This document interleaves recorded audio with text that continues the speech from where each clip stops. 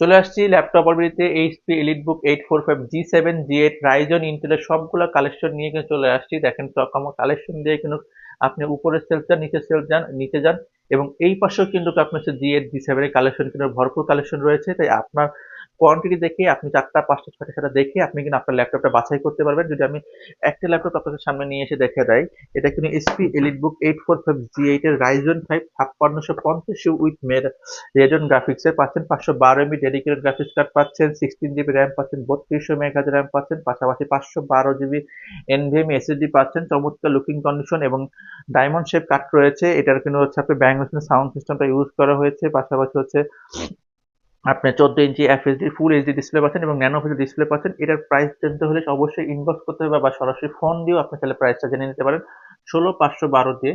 এটা হচ্ছে HP EliteBook 845 G8 Ryzen 5 5650।